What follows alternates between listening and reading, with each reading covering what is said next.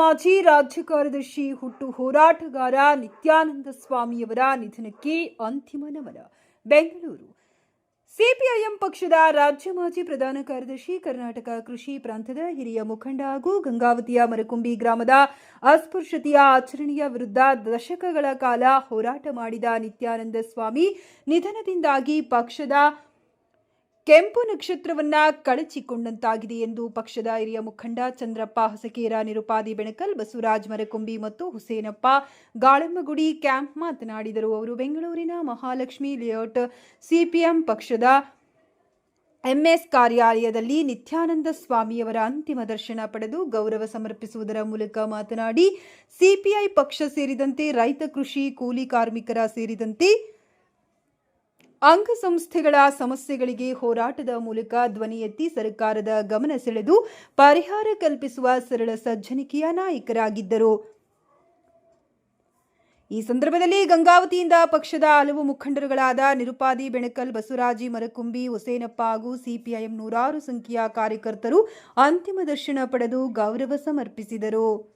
ಪಕ್ಷದ ಕಾರ್ಯದರ್ಶಿಯಾಗಿ ನೇಮಕ ಆಗಿದ್ದಾಗ ಸಾಮೂಹಿಕ ಸಂಘಟನೆ ಮುಖಂಡರು ಪಕ್ಷದ ಒಳಗಡೆ ನೇಮಕ ಆದಾಗ ಅವ್ರನ್ನ ಬಿಡುಗಡೆಗೊಳಿಸಬೇಕು ಅನ್ನುವಂತ ಪ್ರಶ್ನೆ ಬಂದಾಗ ನಿತ್ಯಾನಂದ ಸ್ವಾಮಿ ಅವರು 2022ರಲ್ಲಿ ಅವರು ಅಧ್ಯಕ್ಷರಾದ್ರು. ನಾನು ಪ್ರಧಾನ ಕಾರ್ಯದರ್ಶಿಯಾಗಿ ಮತ್ತೆ ಮುಂದುವರೆದೆ. ಅಂದ್ರೆ 2002ರಿಂದ ಹಿಡಿದು 2023ವರೆಗೂ ನನ್ನ ಒಡನಾಟ ಏನಪ್ಪ ಅಂದ್ರೆ ಅವರಲ್ಲಿ ತುಂಬಿ ಹೋಗಿತ್ತು.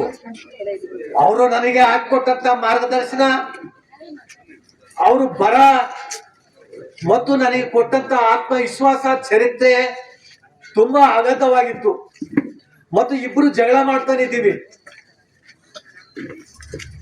ಅವರು ಬರವಣಿಗೆ ಬರೆಯುವಂತ ಸಂದರ್ಭದಲ್ಲಿ ಕೂಡ ಸಹ ನಾನು ಬರಿತೀನಿ ಅನ್ನುವಂತಕ್ಕಂಥದ್ದು ಅವರು, ನಾನು ಬರಿಬೇಕಲ್ವಾ ಅಂತ ನಾನು ಆ ಗ್ರಾಮೆಟಿಕಲ್ ಏನಪ್ಪ ಸರಿ ಹೋಗೋದಿಲ್ಲ ಅಂತ ಹೇಳಿ ಅವರು ಕೊನೆಗೆ 2010ರಿಂದ ಹಿಡಿದು ಅವರೇನೆ ಸುತ್ತೋಲೆ ಬರೆಯುವಂತಕ್ಕಂಥದ್ದು ಎಲ್ಲಾ ಕೆಲಸ ಮಾಡುವಂತಕ್ಕಂಥ ಕೆಲಸನ ನನ್ನ ಜೊತೆಗೆ ಏನಪ್ಪ ಅಂದ್ರೆ ಒಡನಾಟವಾಗಿ ಇದ್ಕೊಂಡಂತ ನಿತ್ಯಾನಂದ ಸ್ವಾಮಿ ಅವರು.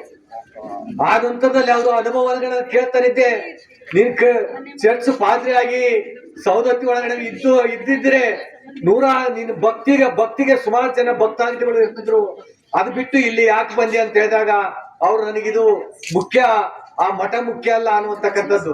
ಅದೇ ರೀತಿಯಾಗಿ ಅವರು ದಾನ ಮಾಡುವಂತಕ್ಕಂಥದ್ದು ಏನಿತ್ತು, ಮಠದ ಒಳಗಡೆ ಏನು ಯಾವ ರೀತಿಯಾಗಿ ವಿತರಣೆ ಮಾಡ್ತಾ ಆಹಾರವನ್ನ ಕೊಡ್ತಾರಿದ್ರು.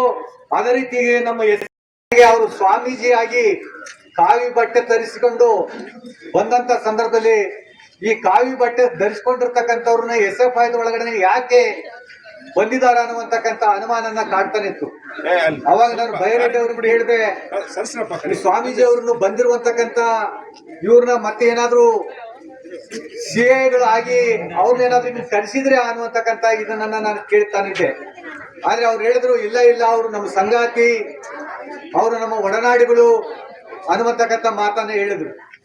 ಅದಾದ ನಂತರದಲ್ಲಿ ಅವ್ರು ನಿರಂತರವಾಗಿ ಗಂಗಾವತಿ ಒಳಗಡೆನೆ ಬಂದು ಆಫೀಸ್ನಲ್ಲಿ ಕಾರ್ಯಾಲಯ ಉಳ್ಕೊಳ್ತಾನಿದ್ರು. ಉಳ್ಕೊಳ್ಳುವಂತಕ್ಕಂಥ ಕೆಲಸದಲ್ಲಿ ಏನಪ್ಪ ಅಂದ್ರೆ ಭಾಗಿಯಾಗಿದ್ರು. ಅವರ ಮಲಗಿದಾಗ ಅವರ ಉಸಿರು ದೊಡ್ಡ ಸೌಂಡ್ ಏನಪ್ಪ ಅಂದ್ರೆ ಬರ್ತಾನೆ ಇತ್ತು. ಅಂತ ಇದ್ರೊಳಗಡೆ ನಾನು ಕಾಲ ಕಳಿಬೇಕಾಯ್ತು. ಅದಲ್ದನೆ ಅವರು 1999ರಲ್ಲಿ ನಮ್ಮ ಕೃಷಿ ಕೂಲಿಕಾರ ಸಂಘಟನೆಯ ರಾಜ್ಯ ಉಪಾಧ್ಯಕ್ಷರಾಗಿ ಕೆಲಸ ಮಾಡಲಿಕ್ಕೆ ಸ್ಟಾರ್ಟ್ ಆಯ್ತು.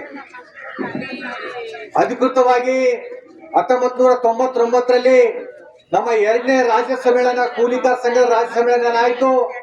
ಆ ರಾಜ್ಯ ಸಮ್ಮೇಳನದಲ್ಲಿ ಅವರು ಉಪಾಧ್ಯಕ್ಷರಾಗಿ ಆಯ್ಕೆಯಾಗಿ ಕೆಲಸಗಳನ್ನ ಪ್ರಾರಂಭಿಸಿದ್ರು.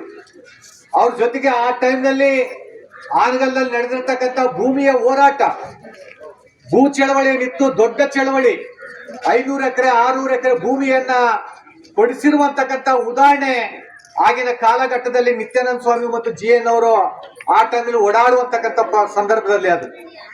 ಹಾಗಾಗಿ ನಿತ್ಯಾನಂದ ಸ್ವಾಮಿ ಅವರು ಭೂಮಿ ಹೋರಾಟದ ಒಳಗಡೆನೆ ಧಾರವಾಡದ ಒಳಗಡೆ 1 ತಿಂಗಳ ಕಾಲ ಜೈಲುವಾಸವನ್ನ ಅನುಭವಿಸಿದ್ರು. ಧಾರವಾಡ ಜಿಲ್ಲೆಯಲ್ಲಿ 1 ತಿಂಗಳ ಕಾಲ ಧಾರವಾಡದಲ್ಲಿ ಜೈಲುವಾಸನ ಅನುಭವಿಸಿದ್ರು.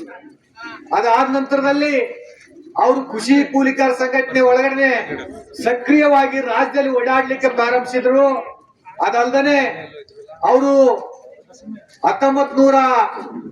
2022ನೇ ಇಸ್ವಿಯಲ್ಲಿ 23ನೇ ಇಸ್ವಿಯಲ್ಲಿ ನಮ್ಮ ಕೃಷಿ ಕೂಲಿಕಾರ ವಿದ್ಯಾರ್ಥಿಗಳಿಗೆ ಆಹಾರನ್ನ ಕೊಡುವಂತಕ್ಕಂಥದ್ದು, ತನ್ನ ಜೋಬ್ನಲ್ಲಿರುವಂತಕ್ಕಂಥ ದುಡ್ಡನ್ನ ಅದಕ್ಕೆ ಬಳಸುವಂತಕ್ಕಂಥದ್ದು. ನನ್ನ ಜೊತೆ ವಾದ ಮಾಡ್ತಾನಿದ್ರು, ನೀನ್ ಸಂಘದಿಂದ ದುಡ್ಡು ಕೊಡಿ ಅಂತ ಹೇಳ್ತಾನಿದ್ರು. ಆದ್ರೆ ಯಾಕೆ ಅಂತ ಕೇಳಿದಪ್ಪ ಅಂದ್ರೆ ಅದನ್ನೆಲ್ಲ ನೀನ್ ಕೇಳಬಾರ್ದು ಅಂತಿದ್ರು. ನನ್ನ ಎದುರಿಗೆ ಏನಪ್ಪ ಅಂದ್ರೆ SFI ವಿದ್ಯಾರ್ಥಿಗಳಿಗೆ ಏನಪ್ಪ ಅಂದ್ರೆ ಸಹಾಯ ಮಾಡ್ತಾನಿದ್ರು. ಇಂಥವನ್ನ ಹಲವಾರು ವಿಚಾರದ ಒಳಗಡೆ ಅವ್ರು ನಾನು ನೋಡಿದ್ದೀನಿ. ಅದಲ್ದೇನೆ ಅವ್ರ ಅನುಭವ ಮುಖ್ಯ. ಅವ್ರು ಹೇಳ್ತಿದ್ರು, VGK ನಾಯರ್ ಅವರು CA2ನ ಪ್ರಧಾನ ಕಾರ್ಯದರ್ಶಿ ಆಗಿದ್ದಾಗ ಅವರು ಹರಿಹರದಲ್ಲಿ ನಾನು ಅವರ ಸುಟ್ಕೇಸನ್ನ ಒತ್ಕೊಂಡು ನಾನೇನಪ್ಪ ಅಂತಂದ್ರೆ ಅಲ್ಲಿ ರೈಲ್ವೆ ಸ್ಟೇಷನ್ ವರೆಗೂ ಹೋಗಿದ್ದೀನಿ ಅನ್ನುವಂತಕ್ಕಂಥ ನೆನಪನ್ನ ಮಾಡ್ಕೊಳ್ತಾನಿದ್ರು. ಅಂದ್ರೆ ಅಷ್ಟು ಸರಳ ಜೀವಿ. ಅಂದ್ರೆ ರಾಜ್ಯದ ಮುಖಂಡರನ್ನ ಅವ್ರು ನೆನೆಸ್ಕೊಳ್ಳುವಂತಕ್ಕಂಥದ್ದು ಏನಿತ್ತು ಅದು ತುಂಬಾ ಅಗಾಧವಾಗಿತ್ತು ಅನ್ನುವಂತಕ್ಕಂಥದ್ದು. ಅದೇ ರೀತಿಯಾಗಿ GN ನಾಗರಾಜ್ ಅವ್ರನ್ನ ಅವರು ಅಸಿಸ್ಟೆಂಟ್ ಡೆಪ್ಟಿ ಡೈರೆಕ್ಟರ್ ಆಗಿದ್ದಾಗ ಅವರು ಬಟ್ಟೆಯನ್ನು ಒಗೆದಿರುವಂತಕ್ಕಂಥದ್ದು ನಿತ್ಯಾನಂದ ಸ್ವಾಮಿ ಅವರು ಅದನ್ನ ನೆನಪಿಸ್ಕೊಳ್ತಾ ಇದ್ರು. ಅಂದ್ರೆ ನೀವು GN ನಾಗರಾಜ್ ಅವರ ಬಟ್ಟೆಯನ್ನು ಸಹ ಒಗೆದು ಒಣಗಾಕಿ ಇಸ್ತ್ರಿ ಮಾಡಿ ಕೊಡುವಂತಕ್ಕಂಥ ಕೆಲಸದಲ್ಲಿ ಕೂಡ ಭಾಗಿಯಾಗಿದ್ರು. ಅಂತ ಸರಳ ವ್ಯಕ್ತಿಯನ್ನ ನಾನು ಮುಂದೆ ಕಳ್ಕೊಂಡ್ಬಿಟ್ಟಿದ್ದೀನಿ. ಆದ್ರೆ ಮುಂದೆ ಅವ್ರನ್ನ ಆಧರಿಸಿ ನಾನು ಮರಿಲಿಕ್ಕೆ ಆಗೋದಿಲ್ಲ ಅನ್ನತಕ್ಕಂಥ ಮಾತನ್ನ ಹೇಳಿ ನನ್ನ ನುಡಿನ ಮನನ್ನ ಸೋಸ್ತೀನಿ.